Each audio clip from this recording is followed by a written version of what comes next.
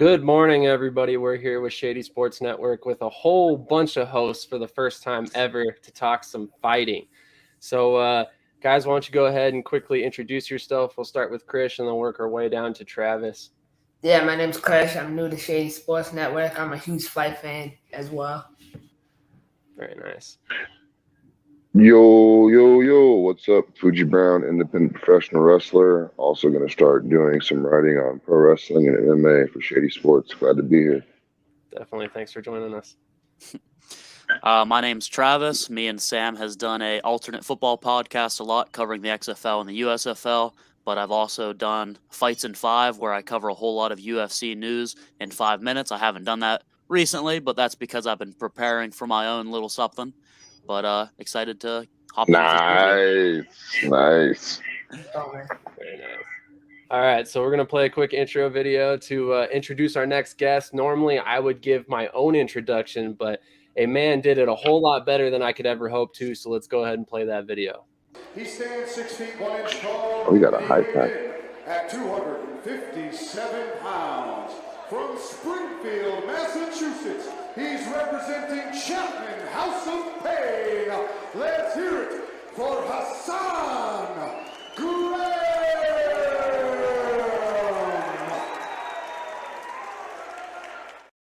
Good morning, Hassan. How you doing today? And thank you for joining us. Good morning, fellas. Good morning. So I am super excited for you to be here today. Personally, like I said before off camera, you're actually the first fighter that I've ever spoken to on the channel. So super excited for having you here today. Let's get a few more up here. Absolutely. So that's the goal. Absolutely. I mean, it's one of these things where we're kind of trying to expand into new sports. And I guess you were the perfect person to transition from football to fighting. So that actually brings me to my first question. You actually got your start in athletics in the football world, playing and wrestled as well back in high school. So I'm kind of interested, how did you go from a sport that a lot of people call a gladiator sport to truly what is a gladiator sport in cage fighting? So, as you already know, I started out playing football at the High School of Commerce. I played there for 4 years. I fell in love with football in high school. But then when I went to college, when I went to the University of Massachusetts, UMass. UMass, right on. It wasn't the same. It was legit a 9 to 5. Get up 5 in the morning, go to workouts, then go to study hall. Then you got class. After that, you got training. Then you got practice, everything else. So after a while, after college, once I was done playing, I started playing flag football. I was going to try out for arena and everything else, but I just lost the passion for it and I lost the grind for it. So I just sat down for a little while and I was like, what's next? And I did miss that physical contact, that hitting and everything else. And I always like MMA. And then one day I just said, you know what? Fuck it. Let's do it. I love that. So, Krish, if you want to go next, then we'll work our way to Fuji and then Travis last. Sure. So you mentioned that you were trying out arena football. You got boys that play arena football, Deshaun Downey with the Mass Pirates. So transitioning from football to a sport like fighting, how did your routine change? What did your day-to-day routine look like? The workouts was different. The eating wise was different. And the training overall was different. So it's a different mindset. Going into football, you got a team behind you. You got your whole squad on the field with you. You have a job, but you also have multiple jobs on the field. So that transition, it's more of an independent sport. It's kind of like football because your coaches give you all the knowledge. They teach you everything you need to know. But when you're in that cage, it's one-on-one. It's more of an independent thing. You got to depend on yourself at that point. So that was the whole transition. It's still a grind. The workouts and everything is still a grind. You still go 100% hard. It's just a little different as in what you will be doing. Fuji, if you want to go ahead. Okay, so I want to touch on, you said, yeah.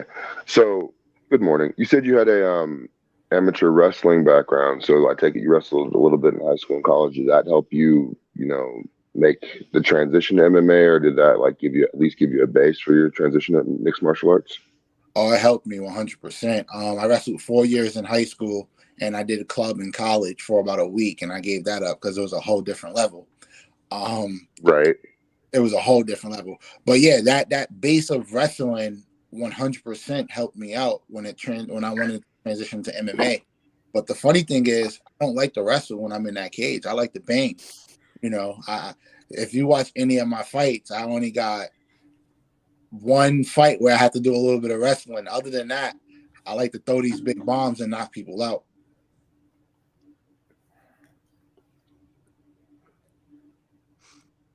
So you talked about your wrestling background. I think it's actually really interesting that you brought that up because I've watched your fights and you do not utilize the wrestling a whole lot. Like you said, you like to stay on the feet. Now, looking at your record, you do have, I believe, one decision on your record. And against, what's his name? Now I just forgot it. Sullivan, right? Say again? And yeah. And you struggled a lot in the clinch in that fight. He was able to back you up and get you in the clinch, which typically isn't a wrestling position because we don't have walls on the wrestling mat. How is it different adjusting from wrestling out in space and transitioning that grappling into fighting? Because of course there's strikes now allowed. So when I came into the mixed martial arts world, everyone was like, "Oh, you're a wrestler. You're gonna transition into grappling wonderfully. Like it flows together." For me, it doesn't. Like I just can't get the grappling part. Well, I got it now. With training every day, I got it. But I just don't like the grappling. I don't like any part of that part of the game.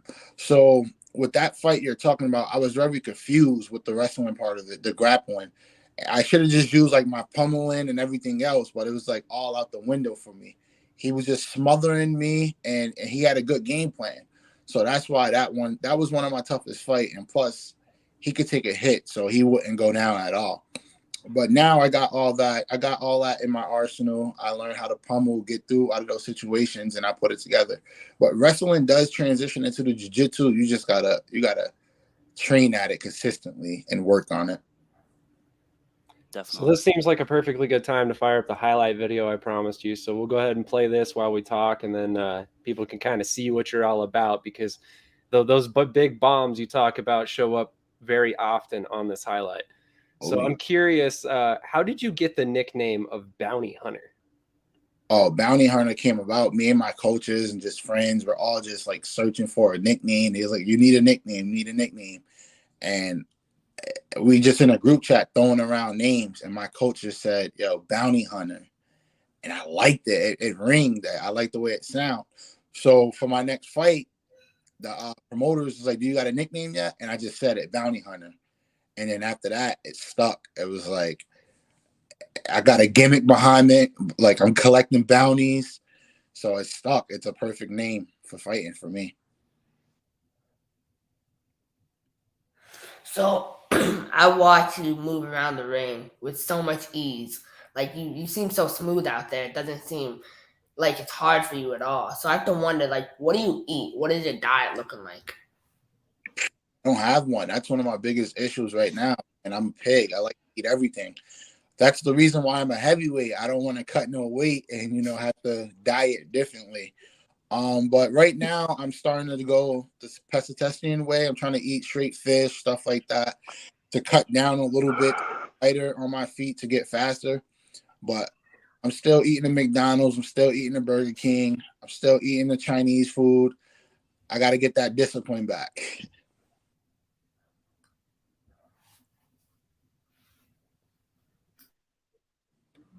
So, he's talking about your diet.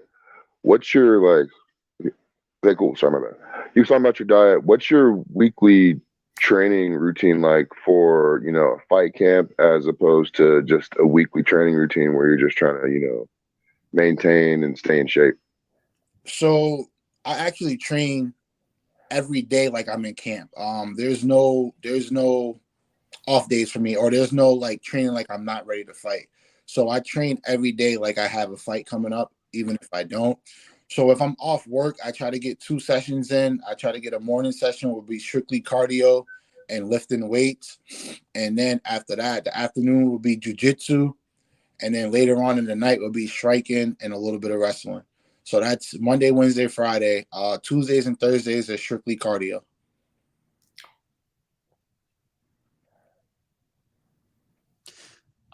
So you Right are in on. fight camp right now. You have a And fight I guess coming to up have a very follow up to that, soon. you said you have to. Yeah. My bad. What's that? You do have a fight coming up very soon, so you are in your fight camp right now, and we talked a little bit about your training camp. Are all rounds good rounds for you, or are we working on something specifically for this stylistic matchup? I'm always looking for the knockout. I'm always looking for the knockout. You always want to finish, you know. The finishes can create the highlights. And just like football, when you got highlights, that's how you get to the big show. When you go all 5 rounds, you get to show all your skills overall. But that also gives people more footage, you know, to watch you. So me personally, I like to get those highlight knockouts, the highlight finishes, and that's what's going to push me to the top. Absolutely. So we talked about your football background a little bit. You actually ended up playing football in college. You were recruited by a bunch of different, very big name schools: Boston College, UConn, Fordham, UMass, Villanova. What ended up leading you to choose UMass as your school of choice?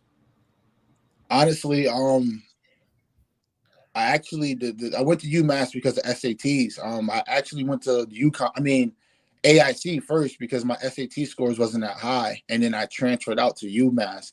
I just contacted the schools that was recruiting me and see if a scholarship was still there, and UMass was the only one that gave me somewhat money to come. So that's how I ended up at UMass. But it was a great fit for me. I got to go there, perform, and stick out a little bit. So during my research, I saw that you're associated with PFL, the Professional Fighting League. Can you explain to me and everyone watching what the difference from the PFL is from the UFC and how it was started and created? So basically, the PFL.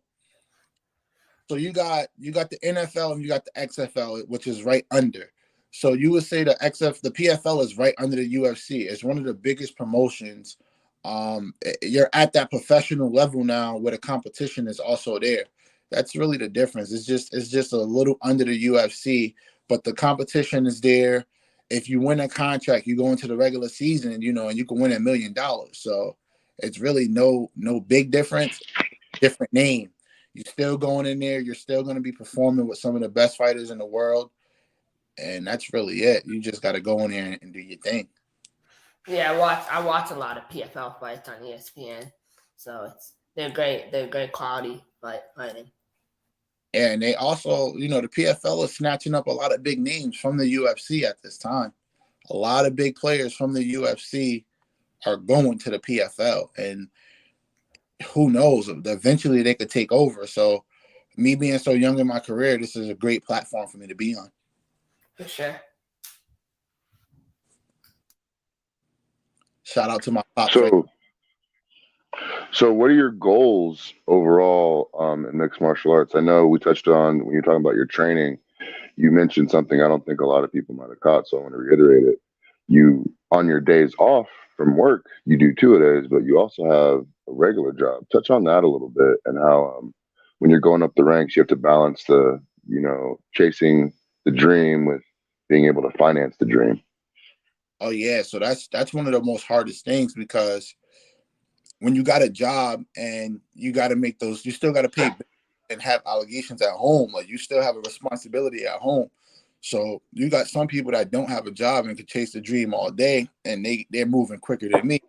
But I still go out and grind after work, before work, because I still got bills to pay. So it's tough. It's really tough. If I could, I would definitely quit my job right now and just grind all day until I make it. So it's a balance that comes with a lot of focus, a lot of just angry days also come with it because you're at work when you know other people are grinding and getting better than you, but you got bills to pay, so it's nothing you could do but balance it out and do both.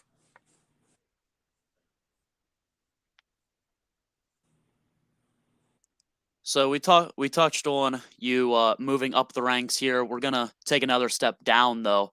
So you're 4-0 as an amateur, 1-0 as a pro. You won an amateur title. What advice would you give to a young amateur fighter like myself who has his amateur debut coming up here in a couple months? What advice would you give to somebody like that?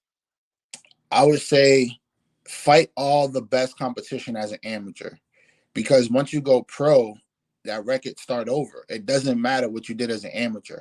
It matters in the fact of people will be like, oh, he fought this guy, he fought that guy. But if you take a lot of tough fights as an amateur, when you go pro, remind you, those same dogs are moving up with you. You already fought them once. So I would say as an amateur, your first 2 fights, take someone that's on your level, and after that, step it up and fight higher level competition, because it doesn't count. It's amateur is basically a scrimmage. It's all it is. It's a scrimmage. It does not count once that regular pro career starts. So I would say take all the tough competition as an amateur and see what you're really made of.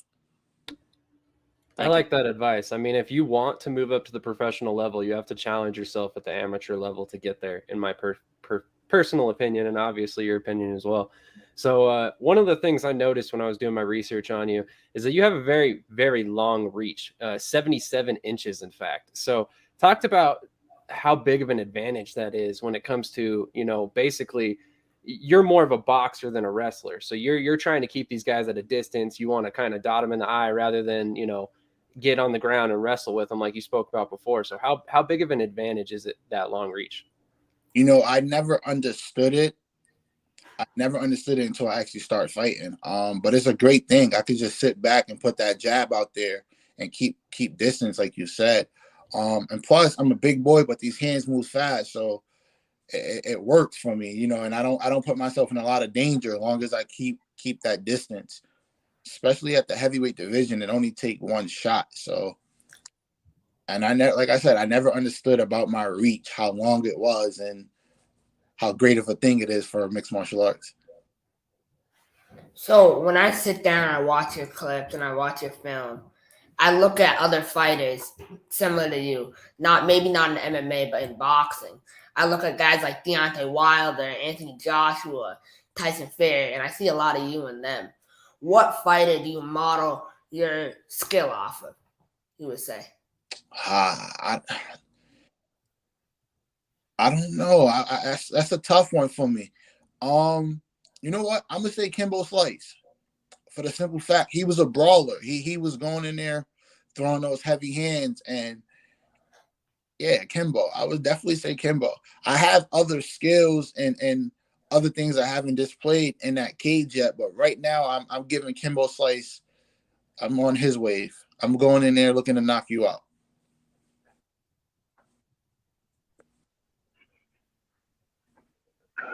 Okay, so I know you said you go in looking for the knockout because highlights sell fights, fights make money. But like if we're gonna go for like a ratio, how much do you train stand up as opposed to the ground aspect of MMA, the wrestling and the jiu-jitsu? I do everything every day. When we're in the gym, it's everything. That's why it's mixed martial arts. So also it depends on your opponent who's in front of you. Like my next fight, I'm going up against a wrestler, so I'm gonna be doing a lot of wrestling. So when we're in the gym, it's everything. I say it's an equal portion of everything all around. You can't just focus on striking, because that's not the only part of the game. That's my favorite part of the game, but that's not the only part. So it's a mixture of everything when I'm in training.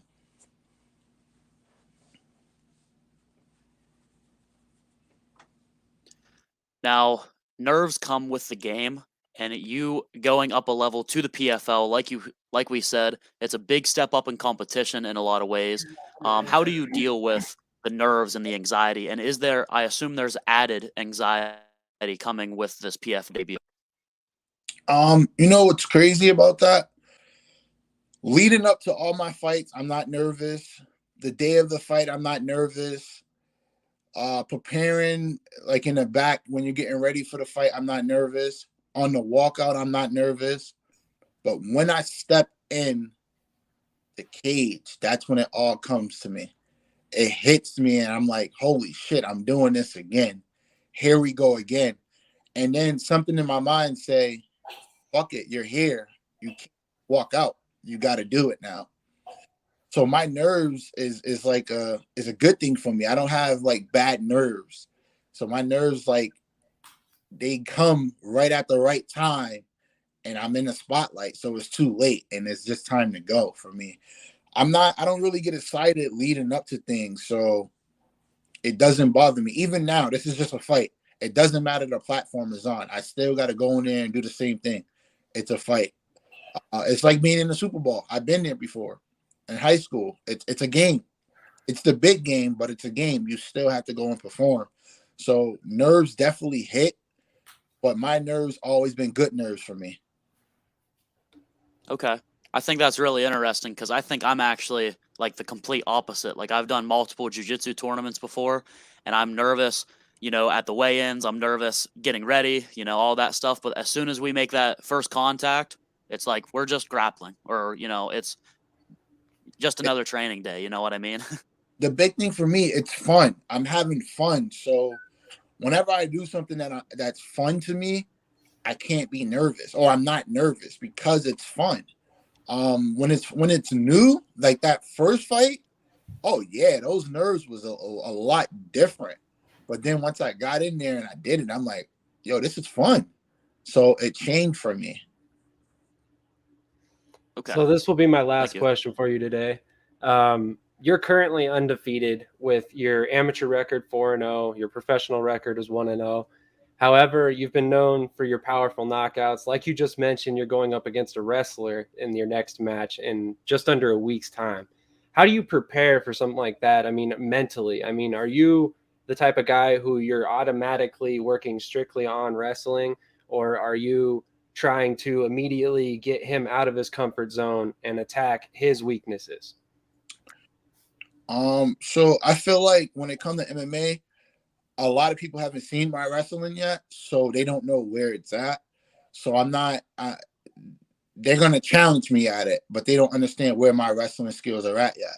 So my game plan is always going to be the same. Go in there and look for that big knockout, but we're also playing on his weaknesses. We study, you study your opponent just like you watch film, and you take the fight where you want to take it. You put yourself in control of it and take away his wrestling, make him strike. Or if I feel like I wrestle better than him, I might play into his world because he don't know what I come with when it comes to that skill. So it's you can mix it up. It all depends on how it goes. He could just make a certain move and you go, boom, that's an opening right there, and go for whatever. So this is kind of like a two-part question, but one is you talked about not being nervous, but going out and approaching a fight and realizing that you have to go in there and do it.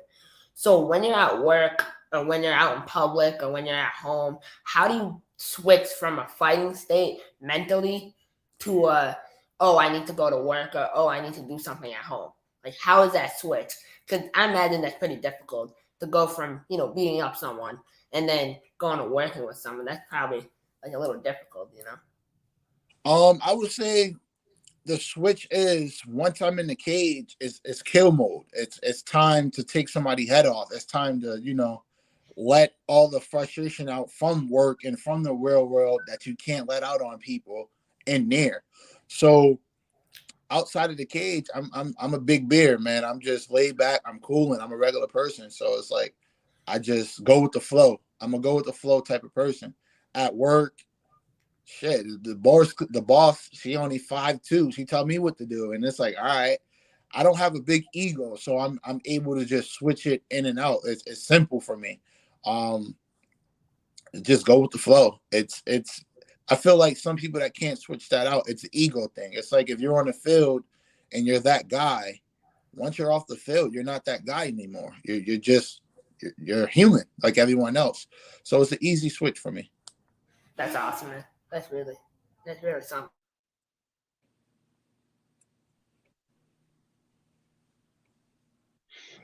Okay, so we are about a week away from the fight. I know you say you don't get nervous, but I mean, this is a big step up. It's the PFL. We're excited for you. I know you got to be somewhat excited. What are the big plans for fight week? For me, fight week, I love to relax. The only difference for this one is this will be my first time getting flew out. Well, I flew on a plane before, but the promotion is flying me out to Orlando.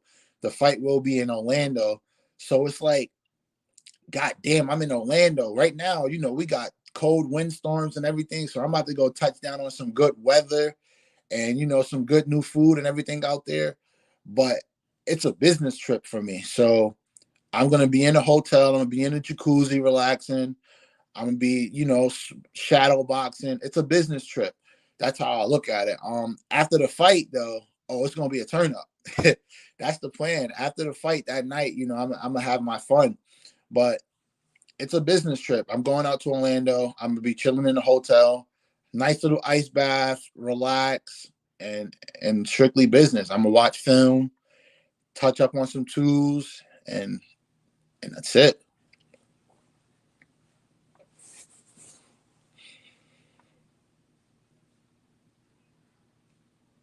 I had to bring this up because you are going against a wrestler and you're more of a striker. Of course, the UFC main event tonight is Derek Lewis versus Sergey Spivak. Essentially the same exact matchup. What's your thoughts on that matchup? I mean, if you keep up with UFC, have you seen the photos of Derek Lewis? How he lost a whole bunch of weight? Yeah. So we don't know if it's real or fake yet. I don't know if it's real or fake yet. He hasn't posted anything. If Derek Lewis come in slim and light like that means his cardio is probably way better. And, them hands are probably quicker. I'm going to go with Derek Lewis with the knockout. Okay. I do have some news about that. He did, at weigh-ins yesterday, still weigh in at 265. But in my opinion, he did look, like he was carrying more muscle mass. Okay. All right. See, I missed the weigh-ins. I forgot about that. I was actually watching PFL last night, so that's why I missed the weigh-ins. Gotta support the league that supports you, correct? Support. Yeah, that's it, man. Absolutely.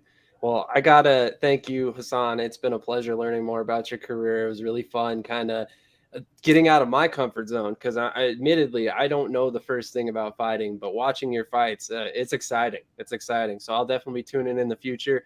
Hopefully, learning a little bit more about the sport. Maybe you can educate me and Travis as well, Fuji as well, and hopefully I can come back a little bit more educated for our next MMA interview. For sure. Like I said, we're going to set a trend, get some more fighters up here. Absolutely. Not to sneak preview something too much, but we might be having someone on this show for an interview as well in the future. So Travis might be coming on for an interview the week of his fight coming up in April. So definitely we'll try and get that lined out as well. Let's get it. Man, that first amateur fight, I'm telling you, it's going to be a blast, man. Just go in there and do everything you learn and fucking shoot for the smooths. My first amateur fight, I won the first round. I gassed out after that. I got my ass whooped the whole second round.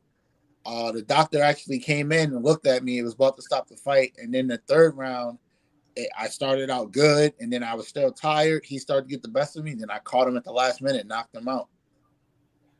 Very nice. Very nice. Gotta love how that momentum. I'm really excited for it.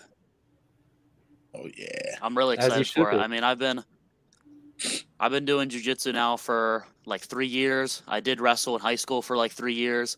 So the striking is still pretty new, but I still feel confident in my grappling and everything like that. But like you said, even though I have more of a grappling background, you started off with wrestling.